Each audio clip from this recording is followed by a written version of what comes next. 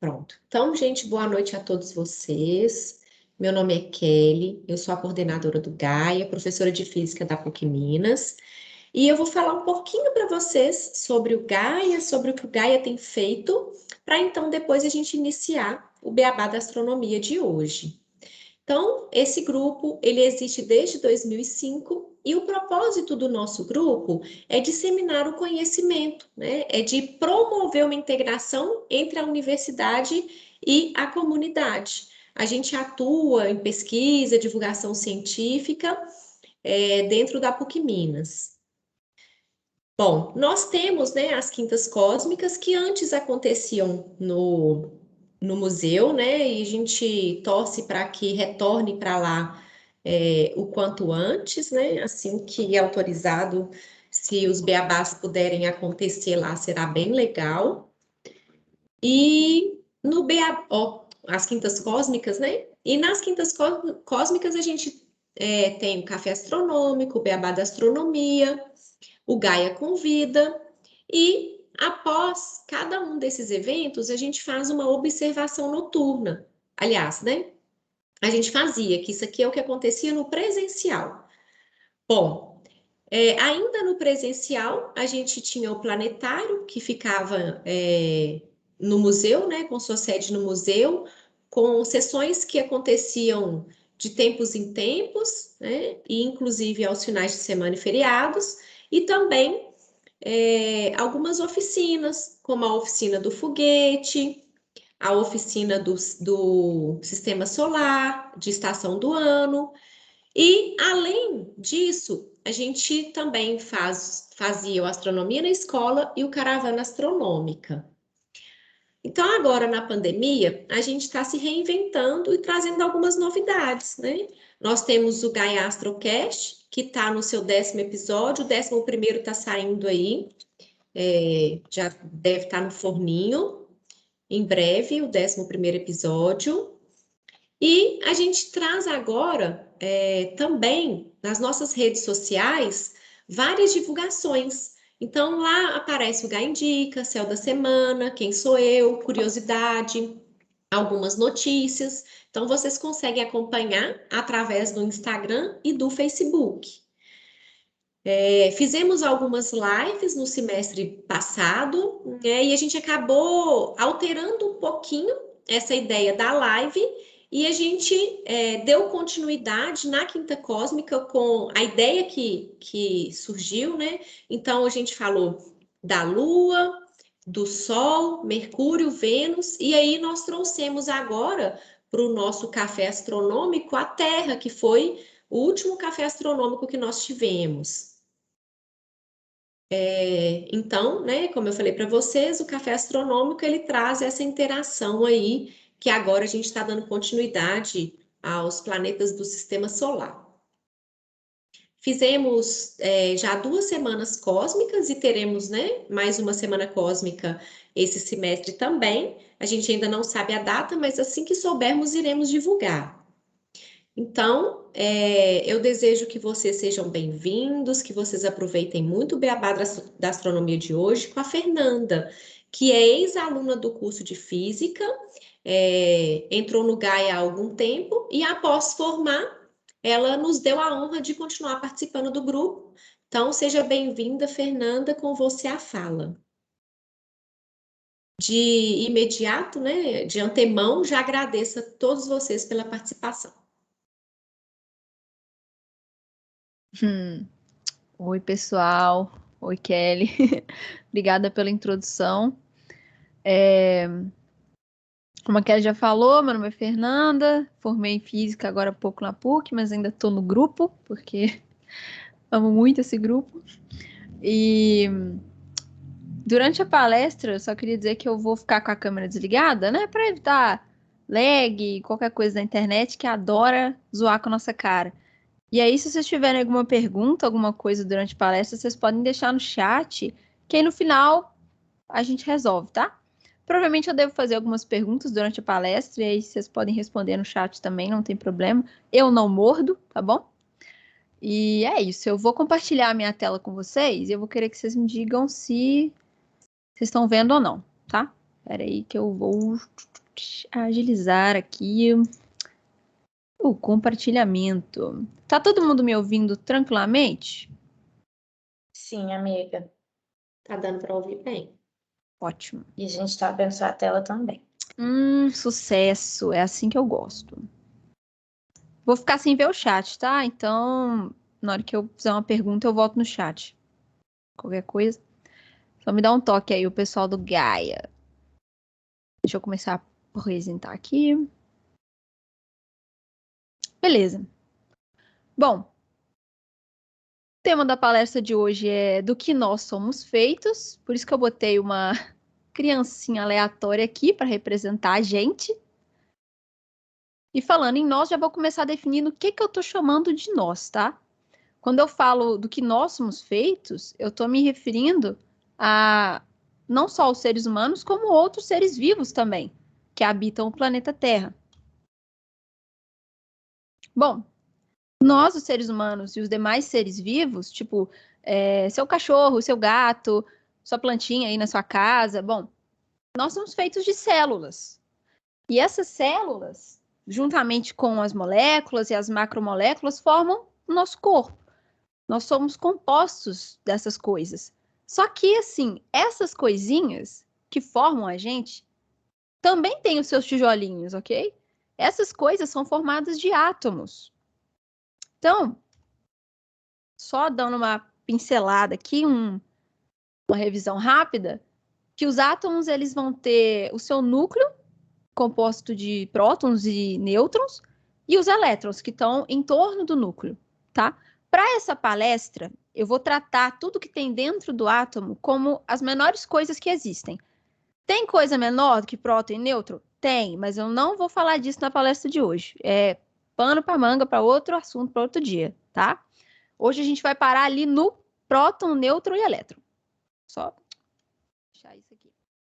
Bom, um exemplo de molécula, né, que eu acabei de citar, é a molécula de água, o H2O. Daqui a pouco eu vou falar mais um pouquinho dela.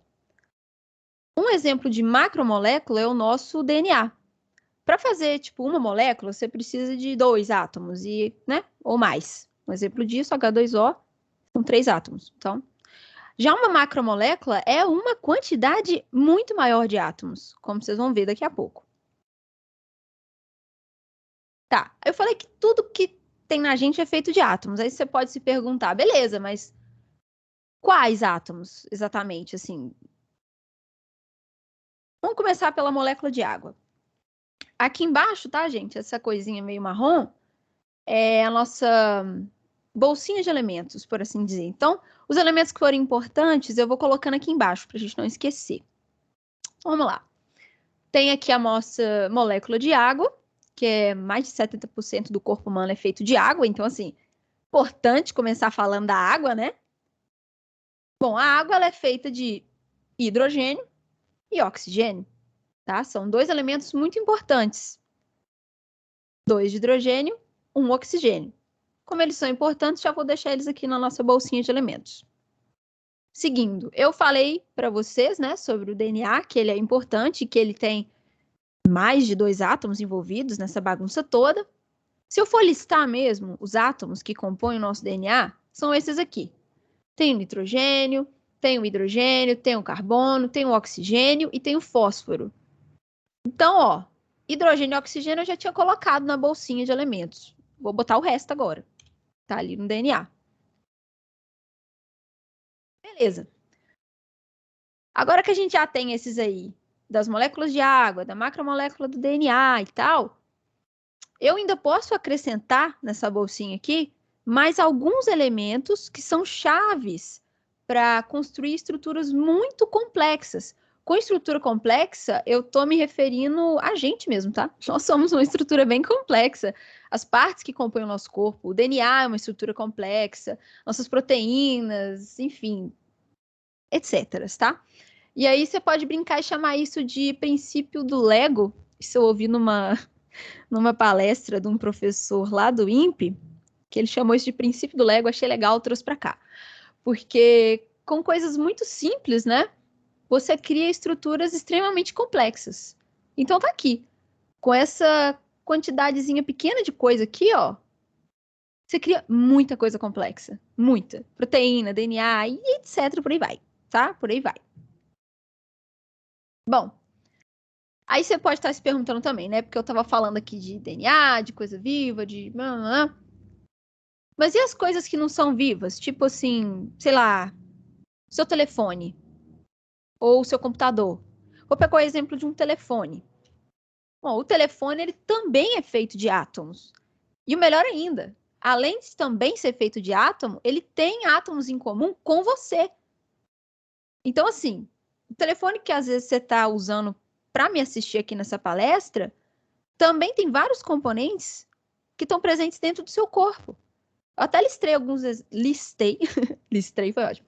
Até listei alguns exemplos aqui, ó. Oxigênio, carbono, fósforo, tá? Magnésio, esses aí são alguns elementos que tem na composição do seu telefone e também na composição do seu corpo.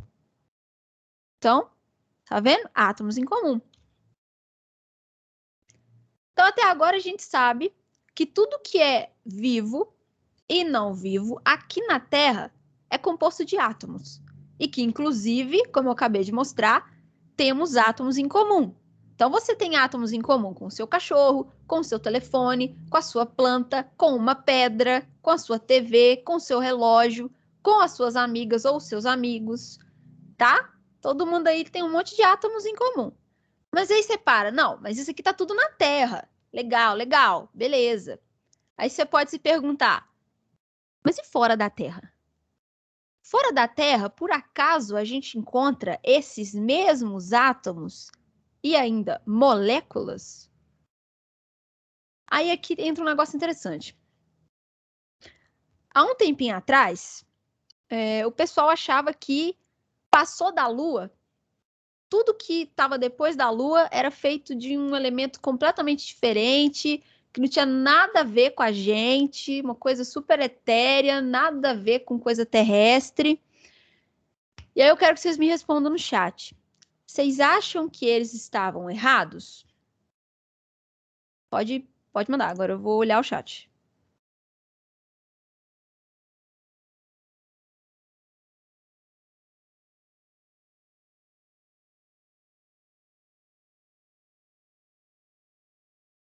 Vocês não têm opinião? Vocês acham que eles estavam certo, errado? O que esse povo estava falando que a Lua era feita de outra coisa, que o Sol era feito de outra coisa, que aqueles pontinhos brilhantes, tudo que eu olho na noite ali não tem nada a ver comigo. Aquilo ali é tudo coisa etérea, é outra coisa, éter, feito de outra substância. Eu falei, todo mundo começou a digitar. O Gabriel já falou, mas eu vou esperar os outros. É isso aí, amiga. Bom demais. Então é isso, eles estavam errados, né? Sim, eles estavam errados. Eu vou continuar aqui. Além deles estarem errados, a resposta para essa pergunta aqui também é sim. A gente encontra os mesmos átomos e as mesmas moléculas daqui da Terra fora da Terra também. Exemplo. Esse exemplo aqui é muito bom, que é o seguinte. Quem está acostumado a olhar para o céu, provavelmente já reconheceu uma constelação aqui nessa imagem. Para quem não está acostumado, a constelação que eu estou mostrando aqui é chamada de Órion, ou a constelação do Caçador. Muita gente conhece só uma parte dela, essa aqui, ó, que todo mundo chama de Três Marias, né? Mas as Três Marias, na verdade, não são uma constelação. Elas fazem parte da constelação de Órion.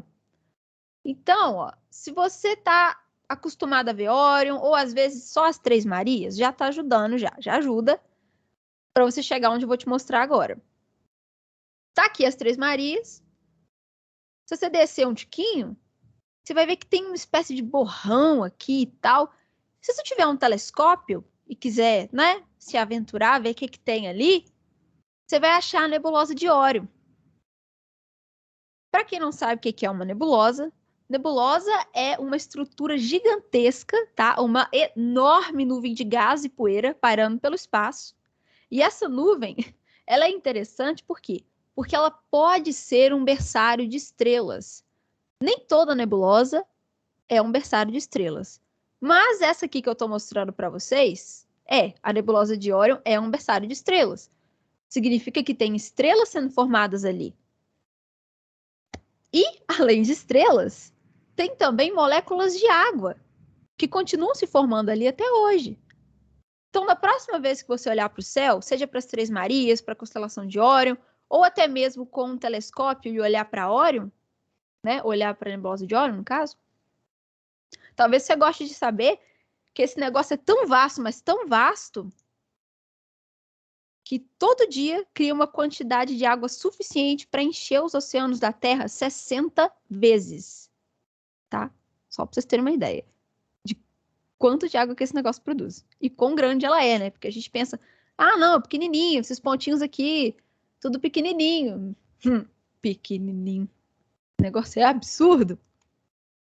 Se você quiser saber mais sobre a história da água no universo, né?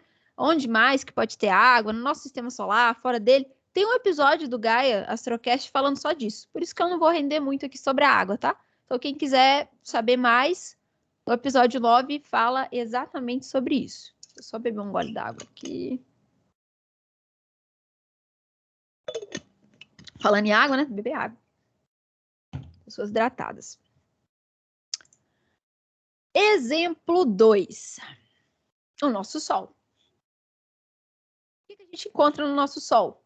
Hidrogênio, né? Majoritariamente hidrogênio, seguido do hélio, e um restinho, uma tiruquinha assim, um titico de titico, oxigênio, carbono, nitrogênio, silício, magnésio, neônio, ferro, enxofre. Olha, tem um monte de coisa em comum com o nosso corpo. De novo. E isso aqui, ó, eu tô falando de números de átomos, tá? Abundância por número de átomos. E aí, ó, vou contar um segredinho aqui pra vocês. O Sol, ele não consegue produzir silício, magnésio, ferro, enxofre. O Sol não consegue produzir isso, não. Aí você pode se perguntar, mas de onde tá vindo, então, esse negócio aí que tá no Sol, mas que ele não produz? De onde que vem? Aí vai ter que, né? Aí vem a pergunta um pouco mais ampla. De onde que vieram esses elementos dos quais nós somos feitos? Né? Que a gente encontra na nebulosa de Órion, a gente encontra no Sol, a gente encontra numa pedra, a gente encontra no nosso corpo, a gente encontra no cachorro, na planta. De onde é que veio esse troço todo, gente? O que é isso? Bom, para descobrir onde é que essas coisas vieram, de novo, vou lembrar a estrutura de um átomo. Você tem o núcleo, composto por prótons e nêutrons, e você tem os elétrons. Beleza. Vamos continuar com a nossa volta no tempo para descobrir de onde é que vieram esses elementos. Ó, só é importante lembrar aqui que o nosso universo ele tem aproximadamente 13,8 bilhões de anos. E quando eu falo voltar no tempo, eu vou voltar muito no tempo mesmo. Eu vou voltar tanto no tempo que vocês podem até assustar, né? Porque ele tem 13,8, eu tô voltando para cerca de 3 minutos depois que ele começou. Então você imagina. É muito tempo. Eu voltei muito. Fui muito ousada aqui, voltei demais. Mas nem tão ousada, porque antes dos 3 minutos aí eu nem ouso.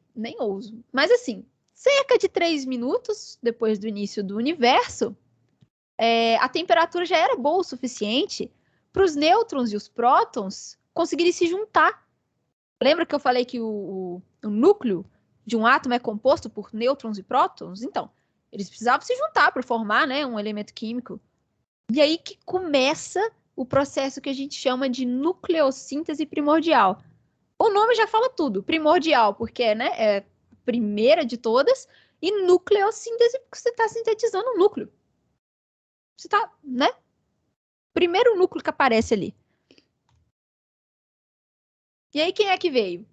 Bom, vieram núcleos de hidrogênio, de hélio e um michuruquinho de lítio. Mas o que mais teve mesmo foi hidrogênio. Inclusive, esses prótons e esses nêutrons, né, que formaram esses núcleos, não saiu juntando todo mundo, não, tá? Sobrou um pouquinho de próton por aí para poder fazer outras reações químicas no futuro, tá? Mas de início foram esses, tá? E seus derivados. Eu não botei número de massa atômica nem nada aqui, porque, né? Enfim, Como eu disse, assuntos para outras palestras. Mas, num geralzinho, é hidrogênio, hélio e lítio. Beleza? E depois, né? E os outros elementos depois disso? Se você pensar na tabela periódica, tem mais um monte de elemento. E eu citei só 3, velho. E o resto? Bom, mas um monte de elemento é formado no núcleo de estrelas muito massivas. Assim, muito massivas mesmo. Quando eu falo massivas, eu estou me referindo a estrelas com massas, assim, 10 vezes o nosso Sol, tá? Aproximadamente 10 vezes o nosso Sol. Vou chamar isso de estrela massiva. Nosso Sol não tem condição, coitado, de fazer ferro. Não tem nenhuma condição, não tem nem estrutura para isso, coitado. Agora, estrelas com 10 vezes a massa do Sol conseguem chegar no ferro. E como que elas conseguem chegar nisso? Ah, elas usam um processo conhecido como fusão nuclear. O núcleo dos átomos se funde, gerando outros elementos químicos e liberando energia. E é assim que a estrela se mantém viva, se mantém brilhando, né? E emite aquela quantidade toda de energia. E vai gastando esse combustível dela. Ela vai fundindo, até não ter mais o que fundir. Aqui é só um exemplo de fusão nuclear, tá? Só pegou 2 tipos de hidrogênio, juntou e saiu um hélio e um nêutron. Só para vocês terem uma ideia do que eu estou falando aqui de fusão nuclear. É isso que acontece no núcleo de uma estrela. Beleza. Aí a estrela tá lá, supermassiva. Aqui eu peguei um exemplo de estrela que é 20 vezes a massa do Sol. Supermassiva. Super. Aí aqui tá escrito pré-supernova, porque ela já tá à beira, assim, de explodir. À beira do colapso já. Aí o que acontece? Falei com vocês, ó lá, ia até o ferro. Você pode ver que tem fusão de hidrogênio, fusão de hélio, fusão de carbono, oxigênio, blá, blá, blá, blá, blá, blá, blá, até chegar no ferro. E aqui do lado ainda botei uma tabelinha, né? Para aqueles que quiserem explorar mais, aqui tá aqui a fonte da tabelinha. De quantas massas, né? Solares, assim, o elemento precisa ter para fundir, a estrela precisa ter, na verdade, para fundir esse monte de elemento aí, né? Até chegar no ferro. Você vê que abaixo de 10 não tem condição nenhuma de produzir ferro a estrela. Por isso que o nosso Sol, tadinho, não vai nem sentir cheiro do ferro. Não vai. Ele não vai produzir ferro. Não tem condição. Não tem condição. Bom, estava pré-supernova, né? Beleza. Aí a estrela ela vai até o ferro. É o máximo que uma estrela chega. A estrela não passa do ferro, porque a partir do ferro você precisa gastar mais energia do que, assim, liberar. Aí não funciona. Aí a estrela não consegue mais fazer fusão nuclear. Não dá certo. Então ela para no ferro. Ela para no ferro. E aí o que acontece? A estrela explode em uma supernova. Por que isso aqui é interessante demais, essa explosão dessa supernova? Na hora que ela explode, além dela ter energia para produzir mais um monte de elemento da tabela periódica, ela sai jogando para tudo quanto é lado do universo, todos os elementos que ela já tinha produzido. Ela joga hidrogênio, ela joga hélio, oxigênio, carbono, fósforo, ferro, tudo que ela produziu ali dentro, ela manda para tudo quanto é lado. Inclusive os que ela produziu na hora que morreu ali também, entendeu? E um exemplo disso é o nosso Sol, por exemplo, que quando uma supernova faz uma coisa dessa, joga elemento para tudo quanto é lado, aí vai ter umas nuvenzinhas ali de boa, outras nuvenzinhas ali de boa, que vão receber esses elementos, até chegar um dia que essas nuvenzinhas vão virar também uma estrela, entendeu? Mas esses elementos vieram de onde? De uma estrela que morreu antes delas, entendeu? Então essas estrelas dão elementos para as gerações seguintes de estrela. Por isso é tão importante essa morte da estrela, né? Para os outros elementos químicos da tabela periódica. Essa aqui é só um exemplo de uma supernova que eu botei para vocês. Tá vendo? Isso aqui, ó, é colorido desse jeito porque tem tudo quanto é tipo de elemento químico. Cada um deles tem uma cor diferente. Aí você... é festa, né? É festa. Vai para tudo quanto é lado. Aí eu tô aqui falando de tabela periódica, né? Obviamente, como que eles são organizados, esses elementos químicos, um monte de coisa que eu falei aqui, que um surgiu no início do universo, o outro surgiu dentro da estrela, o outro surgiu quando a estrela morreu. Como é que eu organizo isso tudo, esse monte de trem? Bom, peguei aqui uma tabela periódica clássica da Sociedade Brasileira de Química ainda, né? Peguei, né? Enfim. Tá aqui, atualizadinha. Mas não é uma tabela que tá dando muito detalhe pra gente aqui sobre essa palestra, né? Sobre a origem dos elementos, etc. A abundância deles no universo. Não tá muito chamativo pra gente essa tabela, não. Então, eu vou trocar. Vou botar essa aqui.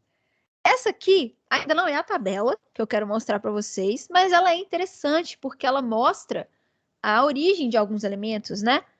Como que eles chegaram no sistema solar. Então, por exemplo, se aqui no sistema solar tem oxigênio, é porque uma estrela muito massiva explodiu em algum lugar no universo. E esse material chegou aqui.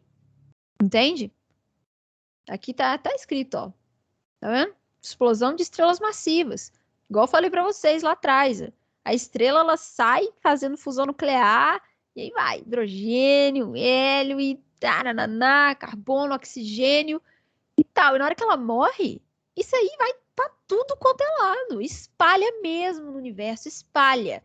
E é isso, assim, isso é sucesso, porque se não espalhasse, a gente não tava aqui, né? Ainda bem que os negócios espalham. Mas aí você já percebe também, ó, essa tabela é interessante. Aqui, ó, originou no Big Bang, tá vendo? Minutos depois, igual eu mostrei para vocês. O hélio também.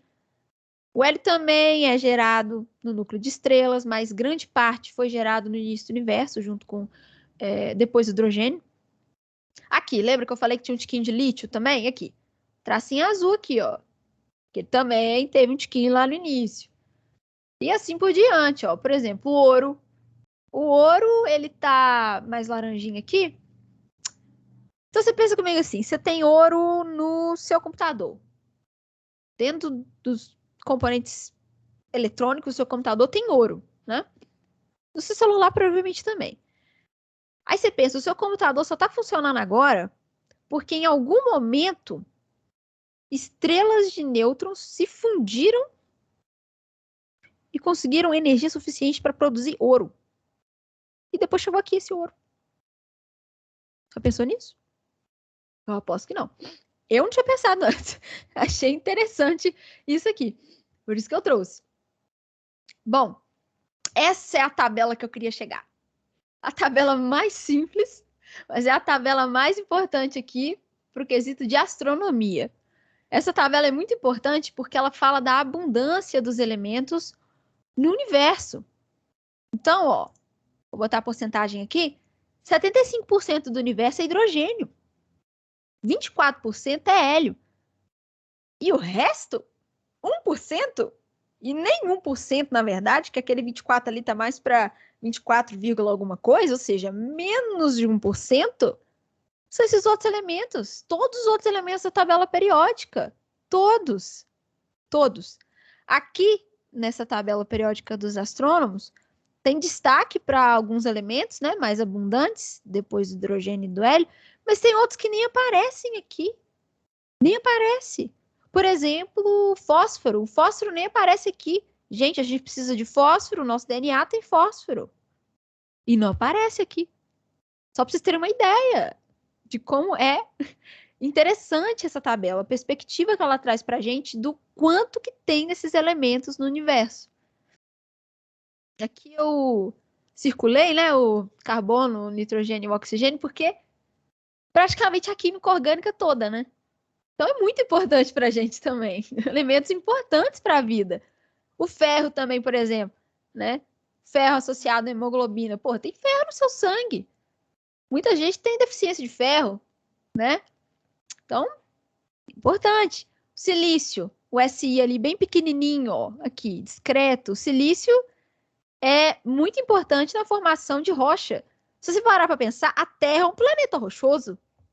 Uai, é importante também, né? De certa perspectiva, é muito importante, inclusive, esse silício aqui. Mas olha que michuruquinha de abundância em relação aos outros elementos. É muito pouquinho. É muito pouquinho. Mas para você ver como que essas pequenas porcentagens, esses traços, eles fazem toda a diferença. Toda a diferença. Toda. Sem esses traços, a gente não estava aqui hoje. Imagina. Bom, então, tá tudo bom, tudo bem, tudo tranquilo, né? Muitas coisas abundantes. Então, a gente tem que o hidrogênio, né? Que tem no nosso corpo, que tem nas moléculas de água. A gente viu que apareceu nos minutos iniciais do universo. Aí o ferro no nosso sangue, o carbono no nosso DNA, o oxigênio que a gente respira, gente, todo dia aqui, ó. Falando com vocês, tô respirando oxigênio, sabe? E ele também ajuda a formar a molécula de água, que eu vou beber agora, porque eu tô com sede, ó. Peraí. Tudo isso aqui, tudo, formado no interior de estrelas. Tudo. Tem mais, né? Como eu disse anteriormente. Também tem aquele monte de outros elementos químicos mais pesados que o ferro, formados quando uma estrela enorme morre e sai espalhando isso para tudo quanto é lado. O interessante é que ela espalha também perturbações, né? Além de elementos. E isso é muito importante, porque às vezes tem uma nuvenzinha ali quieta, tal, tá juntando elemento químico, juntando, e é uma balançadinha nela para virar uma estrela. Então, isso é muito importante. Tudo bem, tudo bom, tudo bem até aqui, né? O hidrogênio no início, aí depois veio hélio, carbono, oxigênio, blá, blá, blá, blá, blá, blá, até o ferro, tudo isso no núcleo de estrelas enormes e de estrelas menores também, né? Não vai até o ferro, mas forma os outros elementos anteriores. Estrela morrendo e tal, explode para cá, explode para lá. Aí tá lá o universo fazendo o dele, estrela morre, estrela nasce, estrela morre, estrela nasce, até que aproximadamente 4,6 bilhões de anos atrás, um acontecimento distante, como eu disse, provavelmente a morte de uma estrela de massa enorme, enviou uma onda de choque pela nossa galáxia, a Via Láctea, né? Explodiu. Aí, além de jogar elemento para tudo quanto é lado, enviou também uma onda de choque. Como eu disse, lá estava um acumulado de gás e poeira, né? De boa, juntando. Mas ele já estava num estado de tipo assim, não me empurra que eu já tô na beira. Então, assim, essa onda de choque foi o que precisava para cair do precipício, dessa beira aí, né? E aí, o que aconteceu? Chegou essa onda de choque lá, o negócio começou a fazer fusão nuclear, ligou. E quem que é que tinha ligado? O nosso Sol. O nosso Sol, acabando de ligar, iluminou tudo ao entorno dele pela primeira vez. A prova disso, como eu mostrei para vocês, né? É que tem elementos no nosso Sol que ele não produz. Certo? Como ferro, por exemplo. O Sol não produz ferro. Por que tem ferro no Sol? Porque estrelas anteriores morreram, os elementos, né, foram se juntando em uma nuvenzinha. Essa nuvenzinha um dia recebeu uma perturbação, que era o que faltava para começar, desencadeou a fusão nuclear. Saiu, começou. O hidrogênio com núcleo de hidrogênio, aí veio pá, e foi ficando brilhante, foi crescendo e tal. E tá aí o nosso Sol, né, no início da vida dele. Aqui eu coloquei como se fosse o Sol no meio, e ainda sem formar nenhum planeta em volta. Então, nosso sistema solar se parecia muito com isso aqui no início. Logo depois aqui, formaria Júpiter. Na verdade, se você olhar bem, tem uma bolinha aqui já, ó, que provavelmente seria Júpiter, tá? Se formando. Logo depois, assim, de acender o Sol, já teria um núcleozinho pequenininho, assim, se formando, tá? Já teria. Bom, aí vem, né? Então, vou responder a pergunta: do que nós somos feitos, afinal? Nós somos literalmente... Eu escrevi literalmente errado ali, mas tudo bem. Nós somos literalmente feitos de poeira de estrela. Literalmente, gente, pensa comigo. Olha só. O hidrogênio surgiu nos minutos iniciais do universo. Aí o hélio junto com ele ali, um pouquinho. Aí esse pessoal começou a ficar junto, formou as primeiras estrelas. Essas primeiras estrelas enormes eram capazes de formar mais um monte de outro elemento.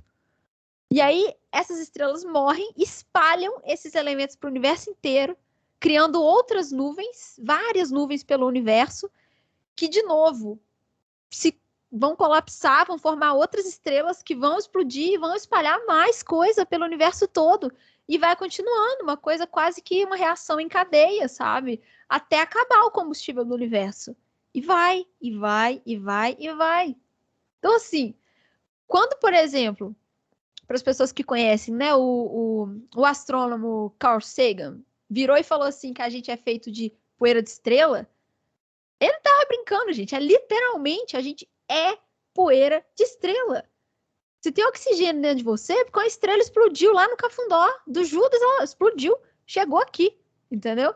Se tem o nosso Sol aqui, é porque uma estrela explodiu de novo lá no Cafundó do Judas e fez essa nuvenzinha que estava aqui pairando na paz colapsar, ué. E acendeu. Tá aqui o Sol, ué. Sem o Sol a gente não estaria aqui também, não.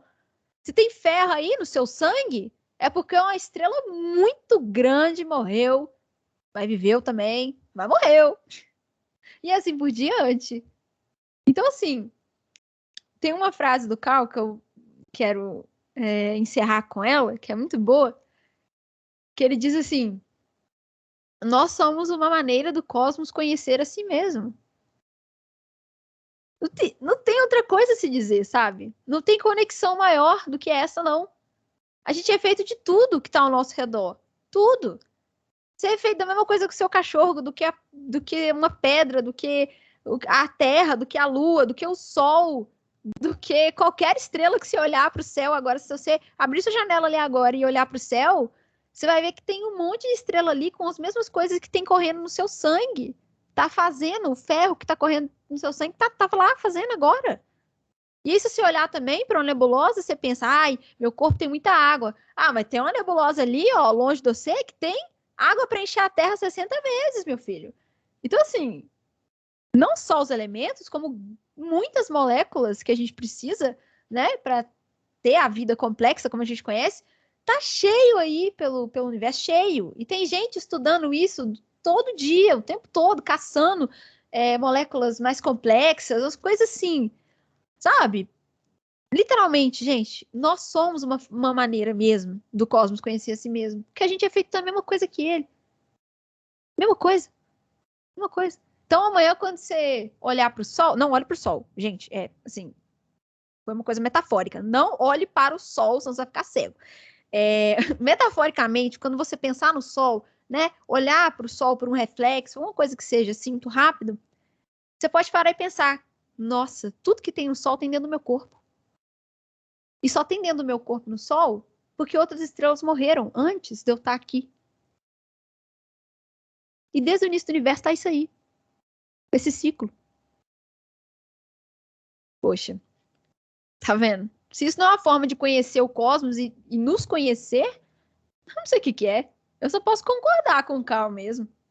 Mas assim, então, em teoria, eu encerro a palestra aqui, mas eu vou deixar para os curiosos de plantão umas referências, inclusive, uma curiosidade muito boa aqui que eu vou ter que comentar é que esse assunto que eu estou falando com vocês aqui, sobre a formação dos elementos químicos no universo, já ganhou até prêmio Nobel de Física em 1983, tá?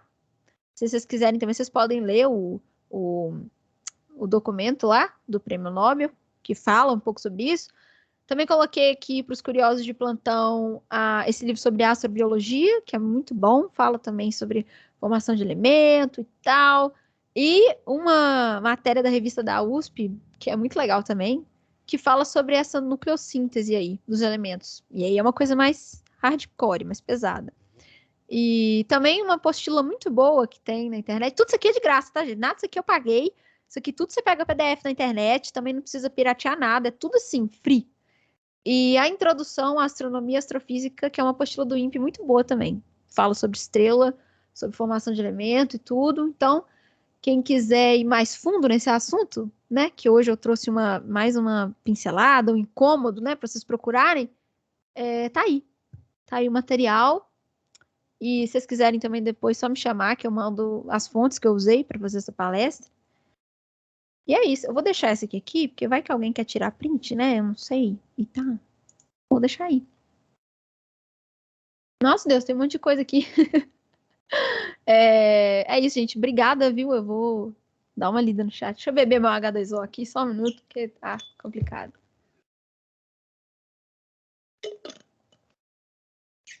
Deixa eu ver.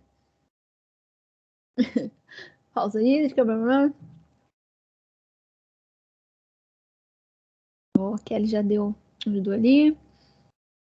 Obrigada, Lucas. Ainda bem que você gostou do meme. Esse meme tava na minha cabeça, tinha um mês. Eu falei, eu vou enfiar ele na minha palestra. E funcionou super. Obrigada, Kelly. Que isso.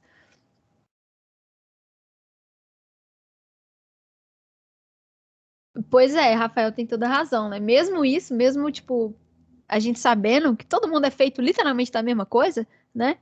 Não tem nada de diferente assim, o pessoal ainda tem gente que se acha melhor que os outros. O Gabriel, clássico.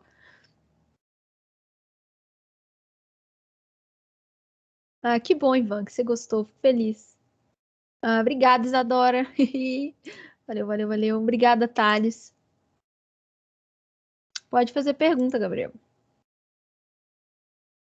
As tabelas periódicas, Ivan, eu posso mandá-las aqui para você. Ou você pode mandar um e-mail pro Gaia ou uma mensagem no Instagram que eu mando direitinho os links também. Ai, Babi! Obrigada! Obrigada, obrigada, obrigada, obrigada, obrigada. Mas lembra mesmo, Ivan, manda uma mensagem lá no Instagram que eu mando pra você como é que fala? As tabelas. Ai, para, Ruth!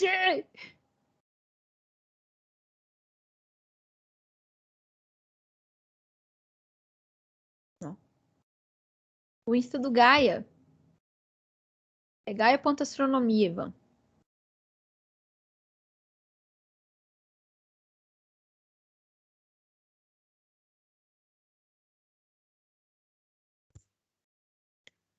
Ô, Fernanda, o Gabriel fez uma pergunta.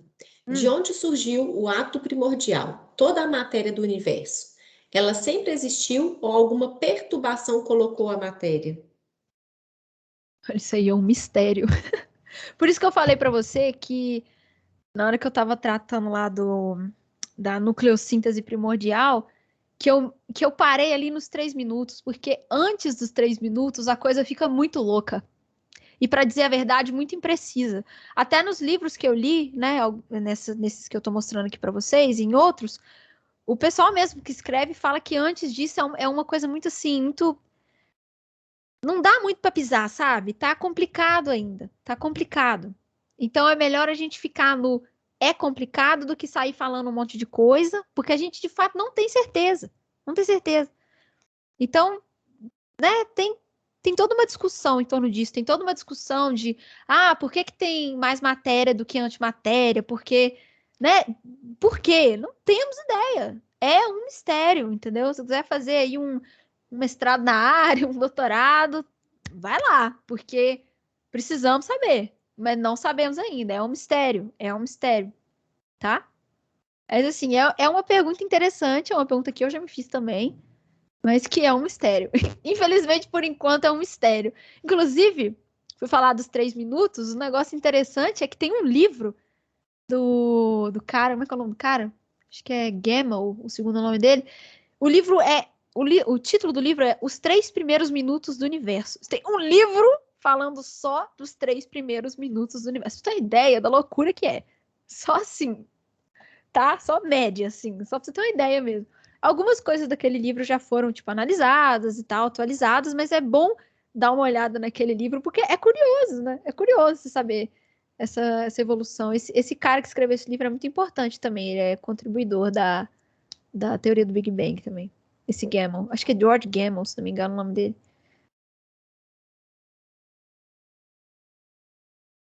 Aí, a Ruth mandou o Instagram do Gaia. Quem quiser pedir referência, link, qualquer coisa pra mim, pode mandar lá no Instagram que depois aqui da palestra eu saio mandando link mesmo. E eu mando mesmo, viu, gente? Vocês podem pedir que eu mando. Eu mando muito. Muito link. Obrigada, Ivan. Obrigada.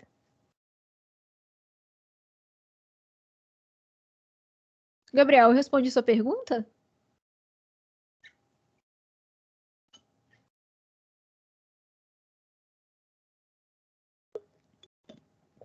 Ah, fico feliz então. Que bom, que bom, que bom.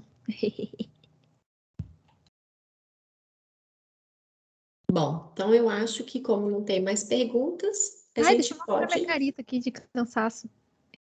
Porém feliz. então, né, finalizar o evento de hoje, agradecer a participação de todos vocês e falar para vocês que na próxima quinta-feira tem mais. Quinta-feira que vem é café astronômico, não é, gente? Nossa, eu não me lembro. Isso mesmo. Sobre Marte. Sobre Marte. Chique. Vou parar então aqui a gravação, agradecer a participação de todos vocês, viu? Tranquilo. Grande abraço, boa noite.